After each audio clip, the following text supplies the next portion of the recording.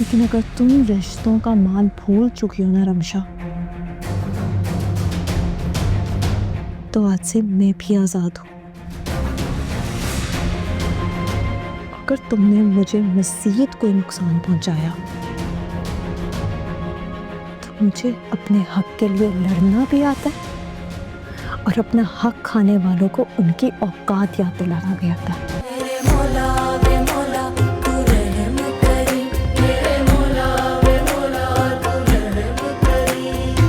सूफिया, क्या बात है? तुम्हारी खामोशी से डर लग रहा है मुझे। मामू जान, मेहरू मुझे बहुत पसंद थी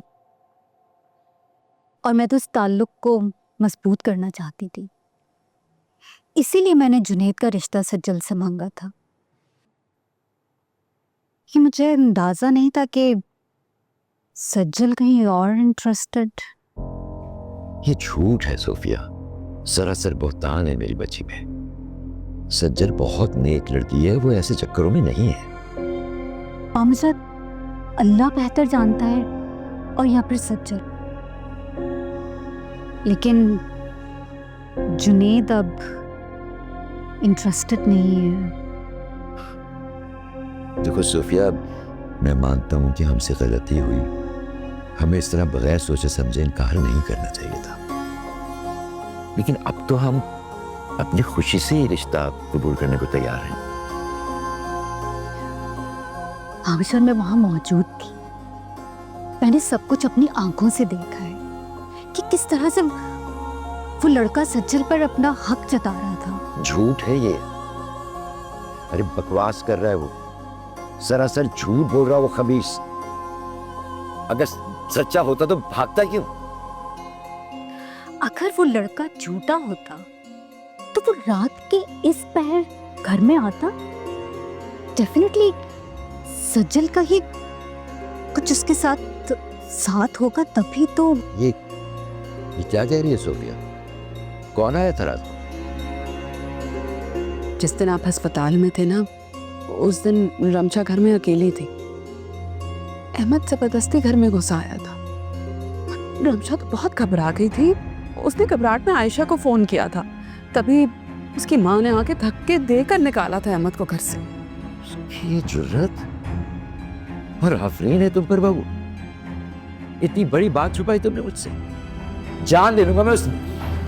जान प्लीज, आपकी तबीयत ठीक नहीं है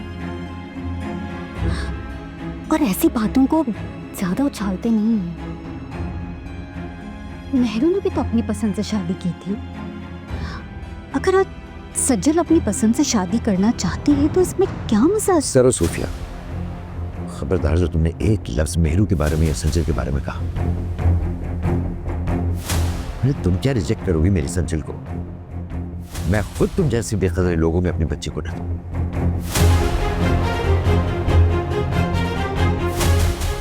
तुमने संजय पे बहतान नहीं लगाया। तुमने मेरी तरबियत पे सवाल उठाया है। उसकी तरबियत मैंने की है। मुझे अपनी सज्जल पे पूरा भरोसा है। सारी दुनिया भी उसके खिलाफ हो जाए तब भी मैं उसके साथ खड़ा रहूंगा। मामा जान, मेरा ये मतलब नहीं था। अरे अच्छी तरह जानता हूं तुम्हारा क्या मतलब था। बस तुम यहां से चली जाओ, बहुत जब्त कर रहा हूं मैं।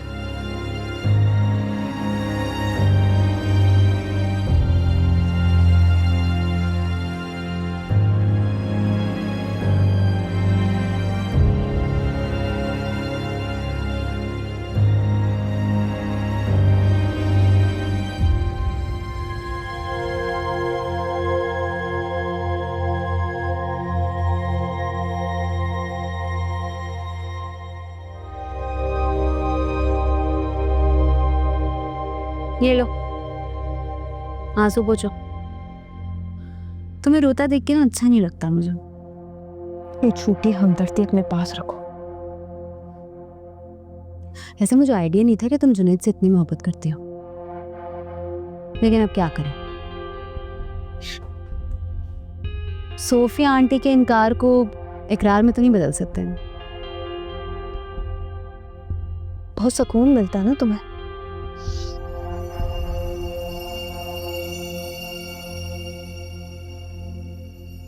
मुझे बेसुकून करके तुमने अपनी इस हसरत और नफरत में मेरा जो नुकसान करना था कर लिया। लेकिन देखो, तुम खुद खाली हाथ रह गई। मुझे तो जुनैद कभी चाहिए ही नहीं था। जुनैद को हासिल करने की चाह अब मुझे भी नहीं है। मैं उसमें सिर्फ उस वक्त तक इंटरेस्टेड थी जब तक वो तुम्हारे पीछे भाग रहा था। और अहमद, उसको क्यों इस्तेमाल किया तुमने? एक ना एक दिन मैं अहमद को सबके सामने लाऊंगी और तुम्हारी असलियत खोल दूंगी। अहमद का चैप्टर क्लोज हो चुका है, भूल जाओ उसे। वो तुम्हारे हाथ नहीं आएगा। पता है क्या सजल, मुझे अच्छा नहीं लगता जब तुम हारती। बदनीयती, हसद और फसाद कभी किसी को रास नहीं आया रमशा। मुझे चून पहुंचाते पहुंचाते कभी खुद का नुकसान न कर बैठा।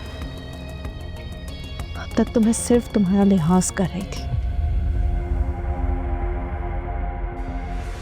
लेकिन अगर तुम रिश्तों का मान भूल चुकी हो ना रमशा, तो आज से मैं भी आजाद हूं। अगर तुमने मुझे मज़ीद कोई नुकसान पहुंचाया तो मुझे अपने हक के लिए लड़ना भी आता है और अपना हक खाने वालों को उनकी औकात याद दिलाना भी आता है। जाओ जाओ, जो करना कर लो। शाबाश।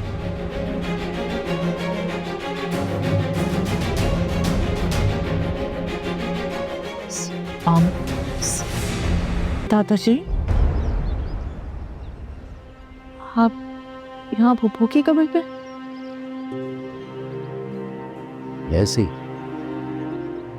मेरू बहुत याद आ रही।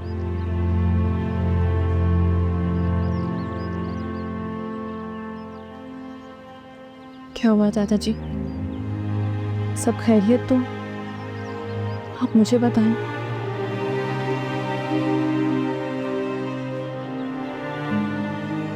देख रही हो मेरू, सजल कितनी समझदार होगी। अगर तुम जिंदा होती तो मेरी तरह ही तुम्हारा सहारा भी बनती।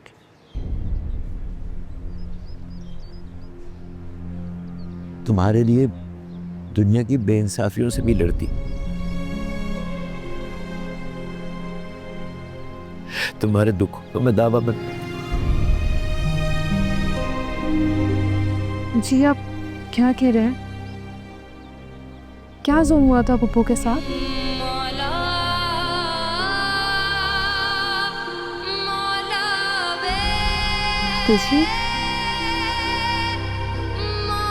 मार दिया।